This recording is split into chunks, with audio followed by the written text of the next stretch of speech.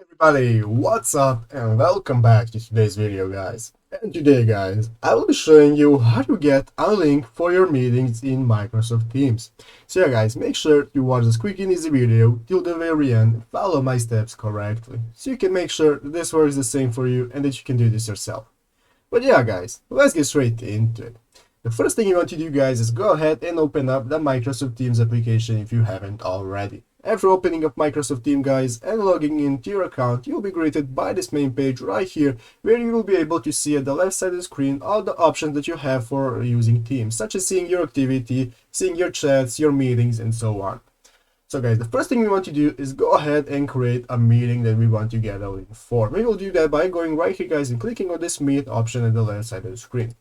After clicking on Meet, guys, you'll see this will now open up this new page where you will have three options. You have the options to create a meeting right now, you have an option to schedule a meeting to start later, and you have the option to get a meeting link at this moment that you will be able to use. So you can use these two options, guys. You can use either this option as well, but we do not need this one right now. If you click the Get Meeting link, then all you will do is get a link that you will be able to send to people, and then after you enter this link, it will start the meeting.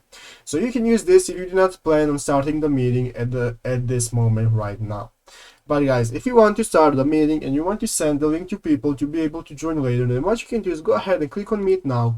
And this will now open up this new tab where the meeting will be started. As you can see, the first option that will appear is to copy meeting link.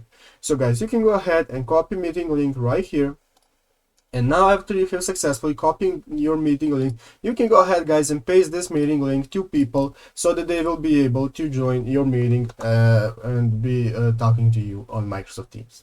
So guys, those are two ways that you can use to get a Microsoft Teams meeting link. I hope this video was helpful. If it was, make sure to leave a like and subscribe to the channel. So guys, thank you for watching. Take care and bye.